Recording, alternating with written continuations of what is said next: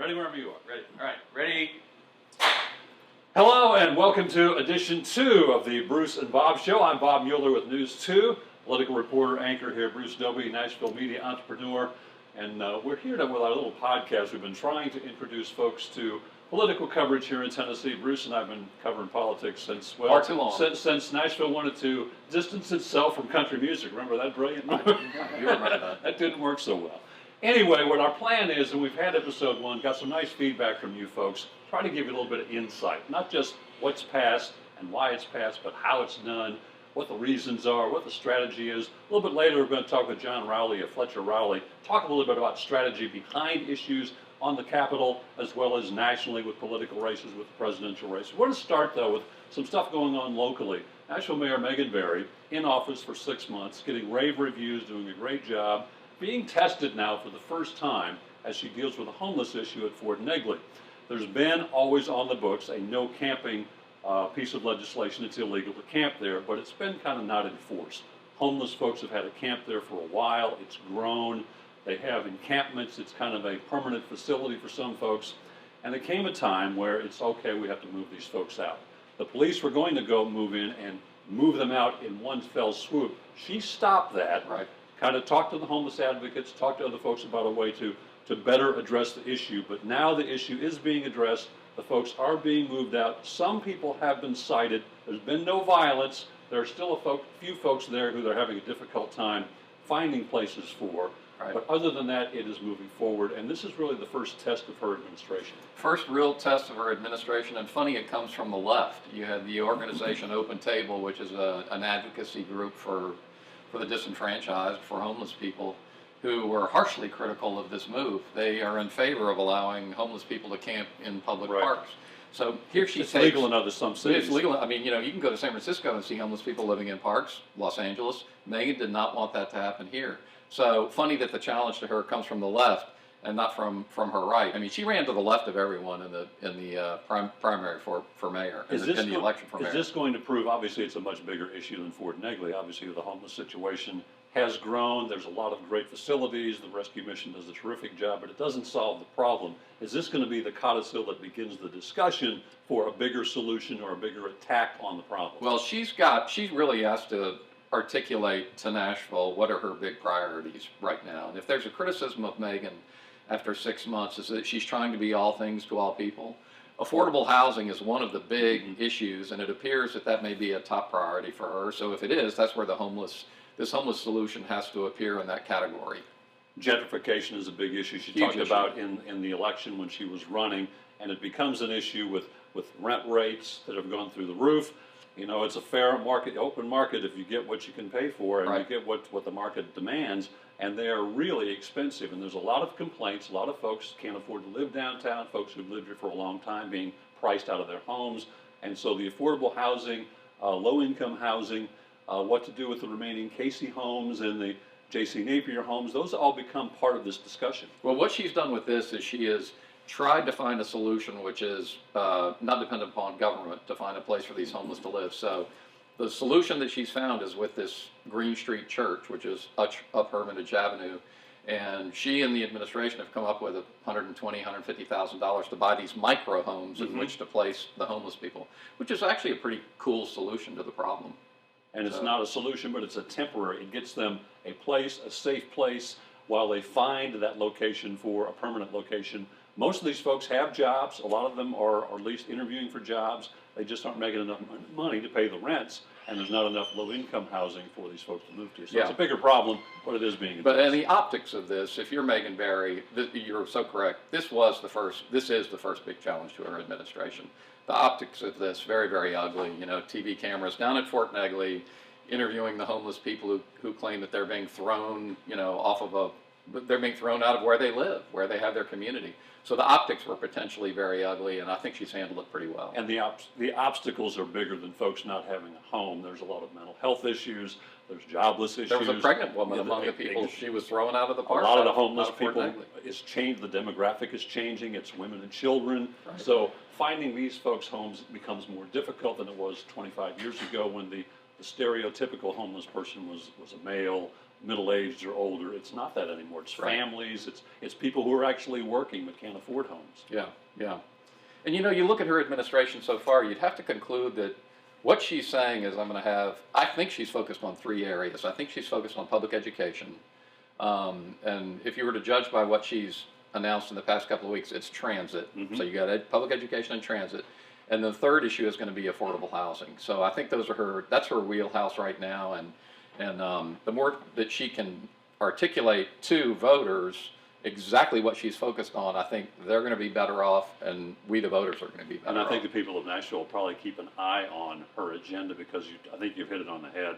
I think transit's going to be the next big issue. And it's not Yeah. just Nashville, but she wants to a conglomeration, talking with county mayors and cities around the country, around the metro area, Murfreesboro, Clarksville. It has to be a unified effort. It can't but just come from Nashville. It can start in Nashville and move out, but once it gets out there, that has to be a group discussion, a group solution to the problem. You nailed it. And this morphs into a discussion of the legislature and what the legislature did or did not do this session.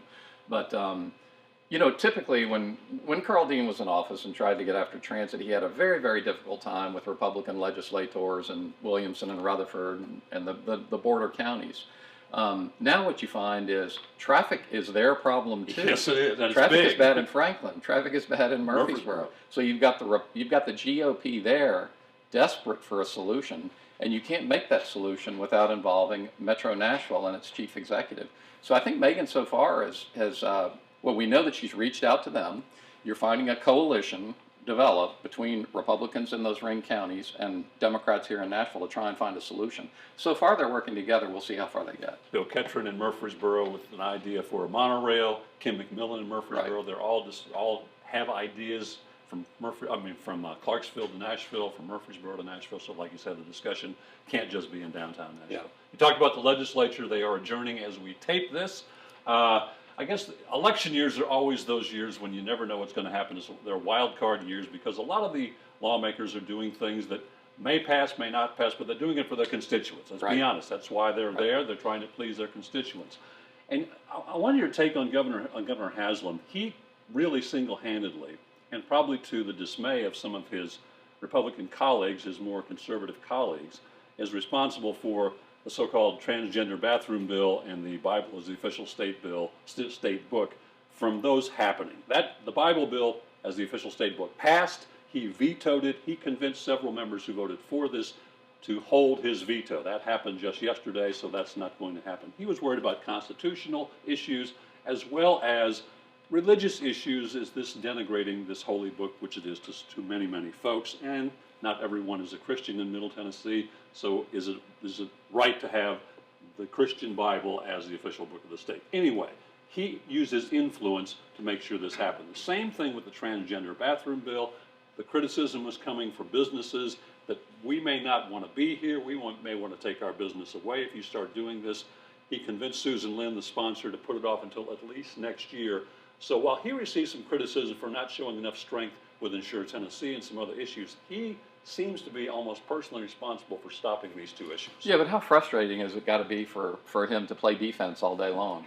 I mean, very little did he accomplish that was actually on the offensive. I mean, he was just trying to please the business community by jerking the bathroom bill, by vetoing the Bible bill.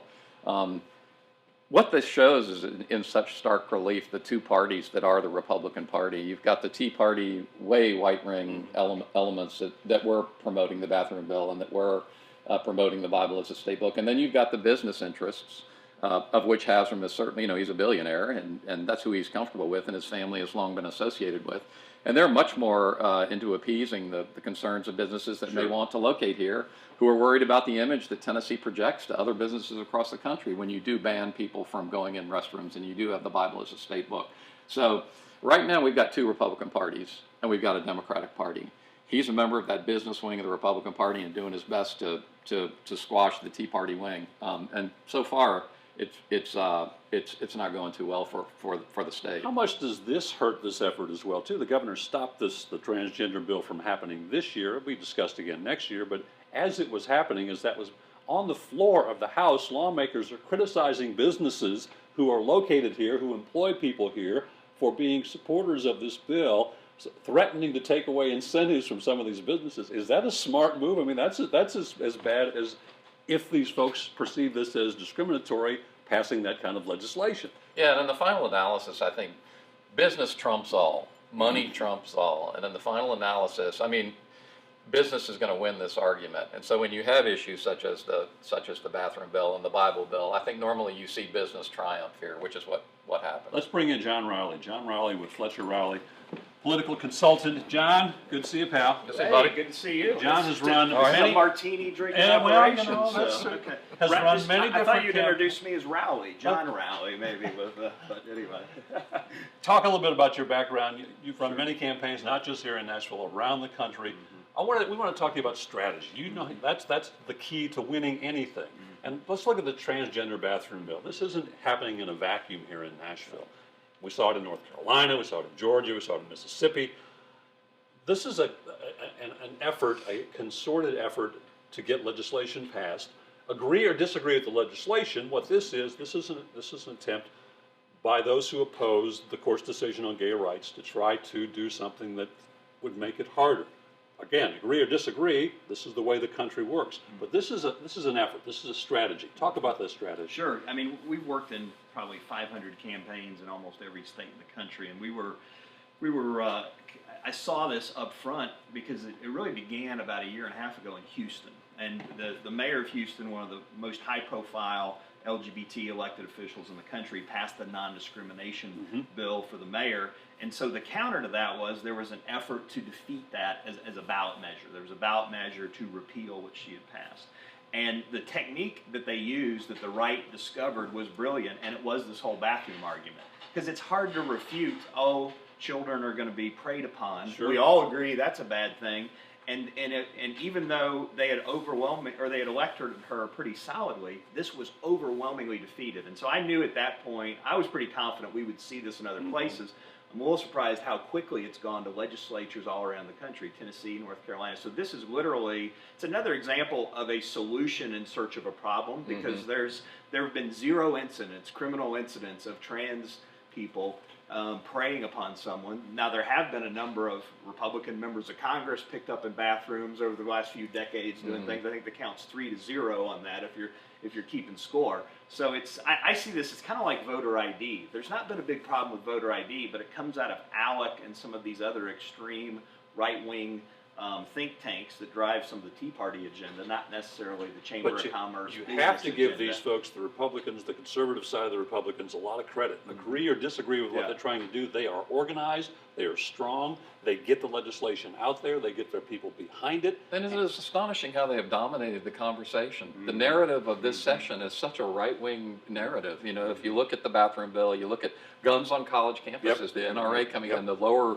registration fee for lifetime membership or for when you want to register your handgun. All of those issues are way out of the right-wing playbook, and it just has dominated every single headline that we come across. An interesting thing with the guns on college campuses, what it does is it allows college staff and faculty to carry weapons on public universities. The legislature passed an amendment that it would make it optional for private universities. They would not pass that amendment for public universities. And I'll give the sponsor credit. When asked why, he said because they're all going to opt out. Yeah.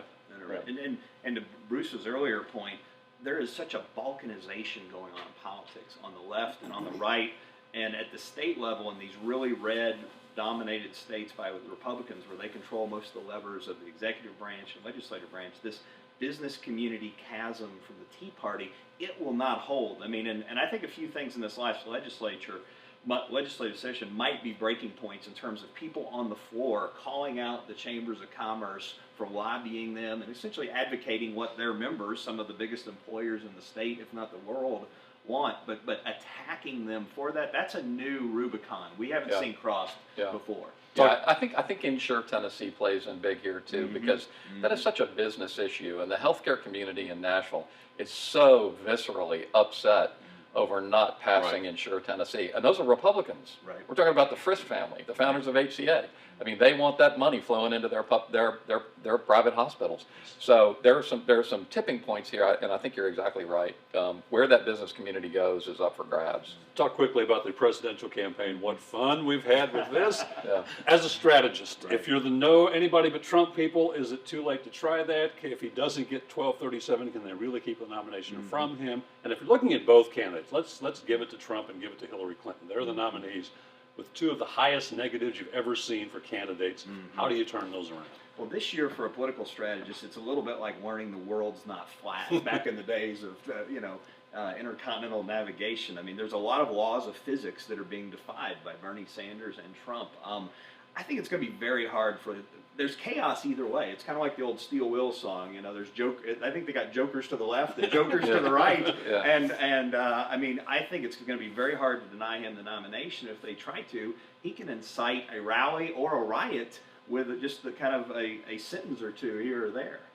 You know, what happens down ballot? You're dealing with a lot of down ballot races. Especially what the happens? Senate race. Yeah, so Trump he's the Republican nominee. What happens down ballot to your people? Well, it at least isn't going to be a bad election cycle for Democrats. I think it'll be slightly good, and we could have a wave. I mean, the Republican Party's negatives are an all-time high, so that gives me some hope. If I really want to be rational and think clear-headed about it, it's hard to have a wave when you have the White House, essentially. I mean, you've got to be the out party in a major way to have a major wave, typically. So I think it could be a good cycle. I think we're really going to have to catch some breaks, and Trump or somebody's going to have to really go off the grid and not rein it in, which he's already doing, for it to be a wave. If it gets to Hillary versus Trump, can Hillary win without Bernie Sanders people? Will Bernie Sanders, especially as young folks, which Hillary's doing terrible with, will they come out and vote? Will they stay home?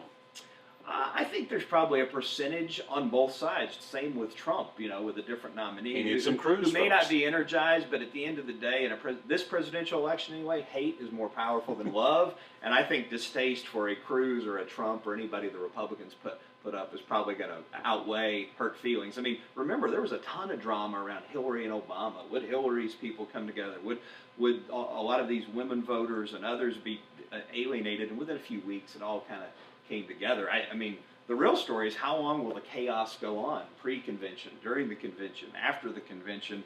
I mean, it's gonna be great copy. John Rowley, appreciate your time and insight. Appreciate coming by the Bruce and Bob Show. What do you think, pal? That's show number 2. I think we've wrapped it up. Show number 2 in the books. Congratulations. We thank you. We thank you for watching. We wanted your feedback. We've gotten some feedback from episode 1. We're going to continue this on a weekly basis. You can see the podcast on my Facebook page at NashvilleBanner.com, at Bruce Doby. We're going to put it on John's Facebook page and other locations. We will get it to you. We're going to try to get it out there. We want your input, what you want us to talk about, and we appreciate very much you watching the Bruce and Bob Show from Jimmy Kelly's Steakhouse in downtown Nashville. That was awesome. Cool.